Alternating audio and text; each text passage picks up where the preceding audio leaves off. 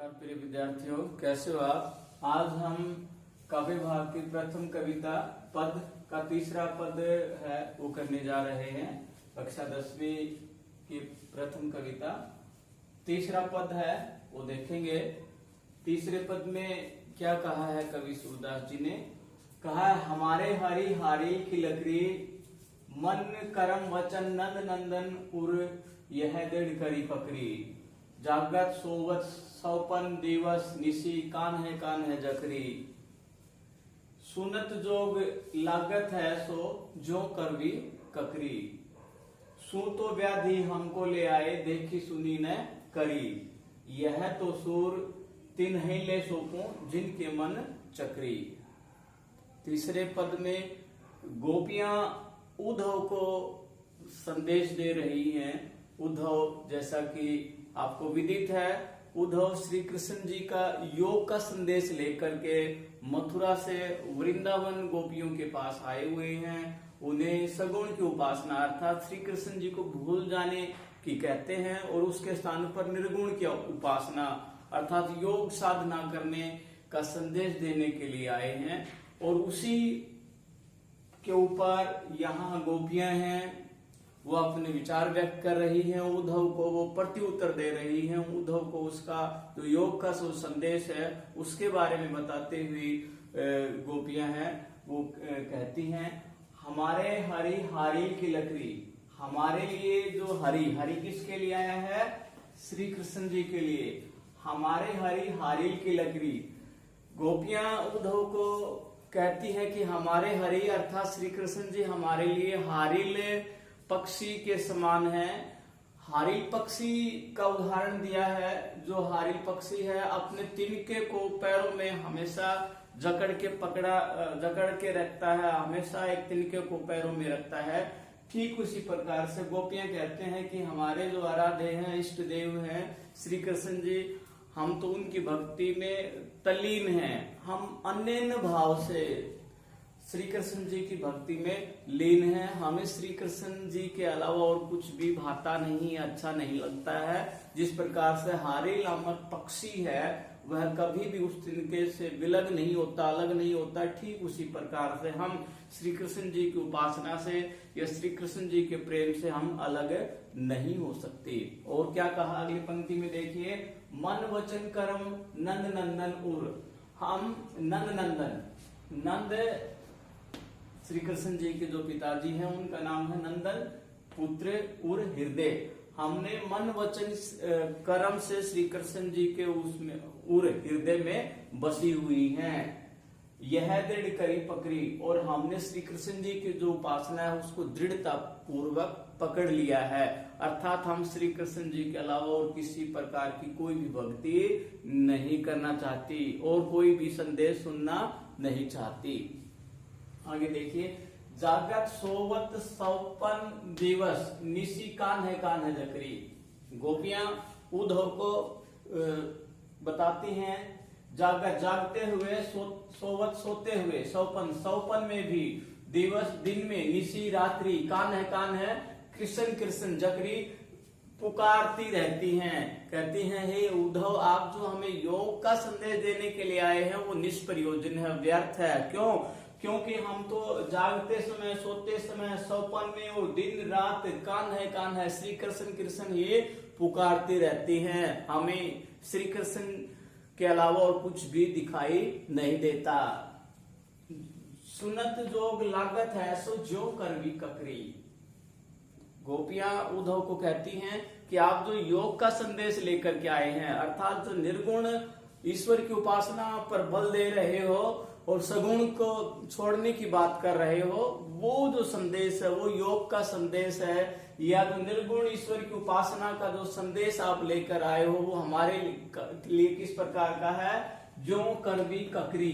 जो जिस प्रकार से कड़वी ककड़ी होती है, जो मुंह में डालते ही एकदम वो सारा रस खराब हो जाता, मुंह खराब हो जाता, बिल्कुल भी जो भाता नहीं, अच्छा नहीं लगता, जरा सा भी जिसको स्वीकार नहीं कर पाता। ठीक उसी प्रकार से ये जो योग का संदेश है हमें हमारे लिए निष्प्रयोजन है, व्यर्थ है, तुच्छ है, बेकार है। और वो बेकार किस प्रकार से है? जो कड़वी ककड़ी, जिस प्रकार से कड़वी ककड़ी किसी तरीके से अच्छी नहीं लगती है, भाती नहीं है, उसे कोई स्वीकार नहीं करता, ठीक उसी प्रकार से हम जो निर्गुण की उपासना या योग का जो संदेश है वो हमारे लिए निष्प्रयोजन है, बेकार है, हम उसे स्वीकार करने वाले नहीं है।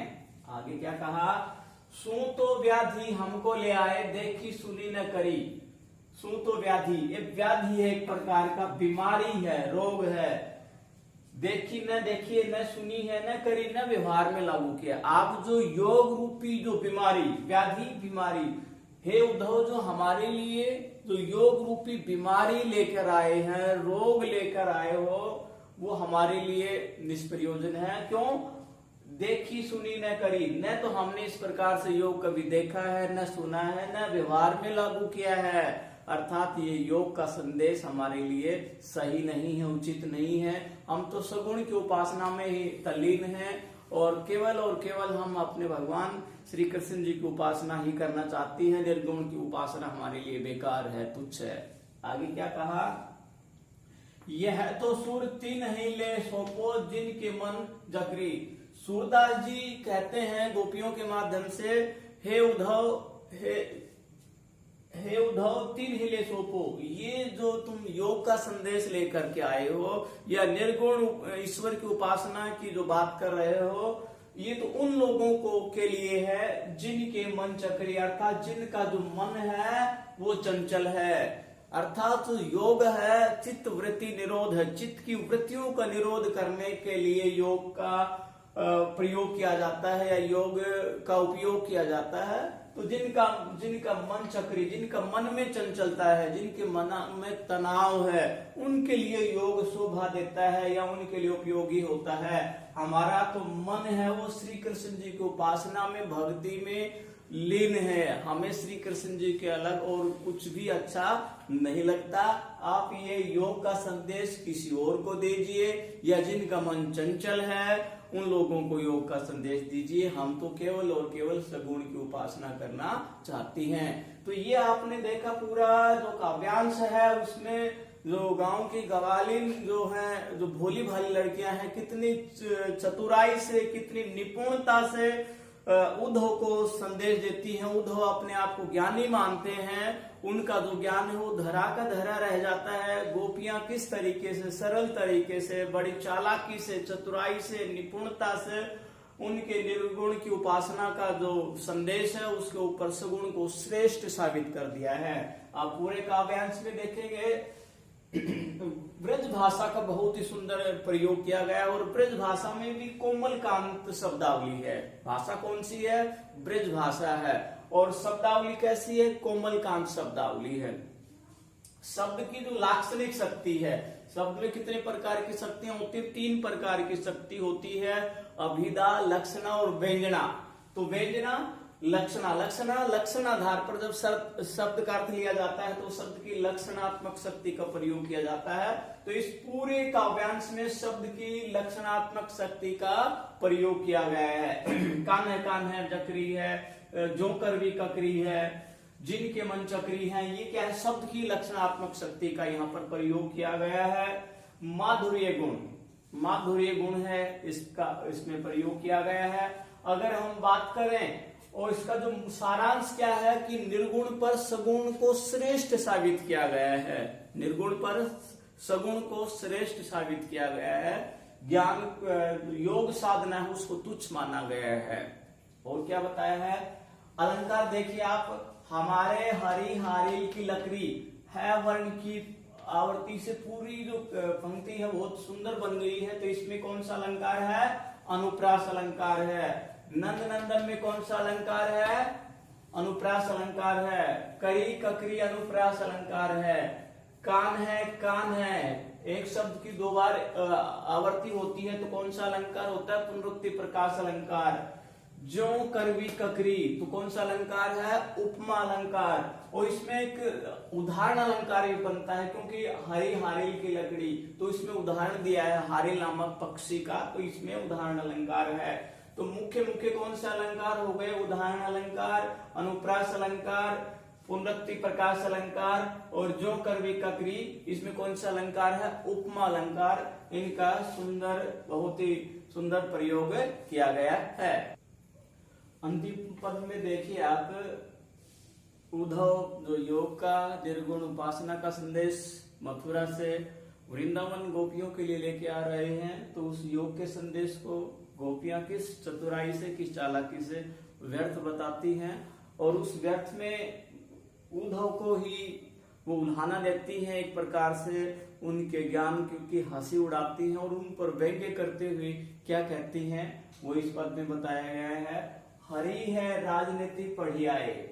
हरि किसके लिए प्रयुक्त किया है? श्री कृष्ण जी के लिए। हे उद्धव, हमारे हरि अर्थात श्री कृष्ण जी से हम जो इतनी भक्ति करते हैं, उनकी उपासना में लगी हुई हैं, तलीन है उसकी भक्ति में, और हमें पूरा भरोसा था, विश्वास था कि मथुरा से वापिस आएंगे और हमारी मन की जो व्यथा है, पीड़ा है, उसको सुनेंगे। लेकिन अब तो ये लग रहा है कि पहले तो चालाक थे ही, बड़े चतुर थे, उन्होंने चतुराई से हमें अपनी भक्ति में लगा लिया, हमारा मन उन्होंने चुरा लिया, और अब क्या चतुराई की है कि अब वो हमें निर्गुण का संदेश दे रहे हैं। तो क्या कहती हैं? हरि है राजनीति पढ़ियाए। हरि श्री कृष्ण जी अब तो राजनीति भी पढ़ने लगे हैं। तो पहले से चालाक थे, ऊपर से उसने राजनीति के जो ग्रंथ है वो भी पढ़ लिए हैं, अर्थात और अधिक शाने हो गए हैं, अपने आप को बुद्धिमान समझने लगे हैं। इस प्रकार से गोपियों ने उद्धव के माध्यम से श्री कृष्ण पर व्यंग्य किया है। समूची बात कहत मधुकर के समाचार सब पाए। मधुकर किसके लिए प्रयुक्त हुआ है? उद्धव के लिए, कि उद्धव है उसका जो रंग है वो सावला है, तो उसको भ्रमर गीत है उससे लिया गया है, ये भ्रमर गीत से लिया गया है। और उद्धव का जो रंग है वो सावला होने के कारण उद्धव के लिए मधुकर शब्द का भी भौरे का के रूप में भी उनका यहाँ नाम लिया गया है। समुची बात कहत मधुकर के समाचार सब पाए हैं। मधुकर ने अर्थात उद्धव ने गोपियों को सारा ज्ञान, जो योग का संदेश था, निर्गुण का जो संदेश था, वो सारा समाचार सुना दिया है कि आप श्री कृष्ण जी को भूल जाइए, अब श्री कृष्ण जी आने वाले नहीं हैं, अपना पूरा ध्यान है सगुण को छोड़ करके, अर्थात श्री कृष्ण जी की भक्ति को छोड़ करके निर्गुण उपासना में लगा लीजिए, योग ध्यान में लगा लीजिए। ऐसा सारा समाचार है, ऐसा सारा वृतांत है, वो गोपियों को सुना दिया। एक अति चतुर होते पहले अब गुरु ग्रंथ पढ़ाए। उसका उत्तर देती हुई गोपियां कहती हैं, एक अति चतुर, एक पहले से होते थे, पहले ही से होते थे, पहले से श्री कृष्ण जी पहले ही बड़े चालाक थे, चतुर थे। अब गुरु ग्रंथ पढ़ाए, अब उन्होंने बड़े बड़े ग्रंथ हैं वो पढ़ लिए हैं। आज अभी उन्होंने राजनीति के जो ग्रंथ हैं वो भी पढ़ लिए हैं। भावार्थ यह है कि पहले ही उन्होंने हमें अपने प्रेम के जाल में फंसा लिया है, और अब हमें उनको वियोग अर्थात छोड़ने के लिए कह रहे हैं। तो चतुराई तो थी, अब अपने आप को बड़े सियाने समझ रहे हैं, होशियार समझ रहे हैं। बड़ी बुद्धि जानी जो उनकी, जो संदेश पठाए मतलब भेजना, बड़ी बुद्धि। ऐसा लग रहा है उद्धव कि श्री कृष्ण जी की जो बुद्धि है वो बढ़ गई है, अर्थात वो अपने आप को बड़े शाने ज्ञानी समझने लगे हैं। जो उनको योग संदेश पढ़ाए, जो हमारे लिए योग का संदेश, जो निर्गुण का संदेश तुम्हारे माध्यम से हमारे लिए भेजा है, ऐसा लग रहा है कि वो बड़े समझदार हो गए हैं। उद्धव भले लोग आगे के पर हित डोले धाये। उद्धव को कहती है कि हे उद्धव, पहले के अर्थात पहले के जो लोग थे, अतीत के जो लोग थे, जो सज्जन थे, वो परहित डोलत धाये, परहित दूसरे के डोलत धाये, डोलते रहते थे। धाये माने दौड़ते रहते थे। हे उद्धव, पहले के जो लोग थे बड़े विद्वान थे, सज्जन थे, भले थे, दूसरे के कल्याण के लिए, दूसरे के हित के लिए दौड़ते रहते थे, अर्थात दूसरे के लिए कल्याण के लिए, परोपकार के लिए हमेशा सजग रहते थे, तैयार रहते थे, दूसरों के लिए काम करते थे। अब अपने मन फेर पाइए, चलत होते जो चुराए। और श्री कृष्ण जी उससे विपरीत कर रहे हैं। पहले उन्होंने हमारे मन को फेर लिया है, चुरा लिया है, चलत होते चुराए, और चलते चलते उन्होंने जो हमारा मन चुरा लिया है, और अब हमें वो योग का संदेश दे रहे हैं। ये उचित नहीं है, अनुचित है, एक प्रकार से हमारे साथ धोखा है। ते क्यों अनीति करे अपुन जो अनीति छुड़ाए। जो पहले के जो लोग थे वो अनीति जहां होती थी, अन्याय होता था, उसके विरुद्ध खड़े होते थे, न्याय के लिए भागते थे, प्रजा के साथ हमेशा न्याय करते थे। जो अनीति छुड़ाए, और अनीति जो करते थे, अन्याय जो करते थे, उनके खिलाफ खड़े होते थे। लेकिन आजकल ऐसा नहीं है। राजधर्म तो यही उद्धव जो प्रजा न जाहि सताए। उद्धव, हे उद्धव, राजधर्म अर्थात राजा का तो ये दायित्व बनता है, कर्तव्य बनता है कि प्रजा के हित के लिए वो हमेशा कार्य करे। भावार्थ यह है कि श्री कृष्ण जी ने हमारा मन चुरा लिया है और हमें भुला दिया है। उनका दायित्व तो ये बनता है कि हमारे लिए वो कार्य करे। हम तो उसकी प्रजा के समान है, वो हमारे राजा के समान है, लेकिन राजा होकर ही वो हमें सता रहे हैं। अर्थात उसके वियोग के कारण हम सब गोपियां हैं, कष्ट में हैं। हमारी इस वियोग अवस्था को देख करके, बेचैन अवस्था को देख करके उन्हें हमारा हित करना चाहिए, भला करना चाहिए, लेकिन इसके स्थान पर तो वो हमें योग का संदेश दे रहे हैं। ये कतई उचित नहीं है, ये अनुचित है, हम इसको स्वीकार नहीं करेंगे। भावार्थ यह है कि गोपियां हैं, उद्धव के द्वारा जो योग का संदेश दिया है, निर्गुण ईश्वर का जो संदेश दिया है, उसको व्यर्थ मानती हैं और श्री कृष्ण जी को अवसरवादी माना है, उसे धोखेबाज माना है।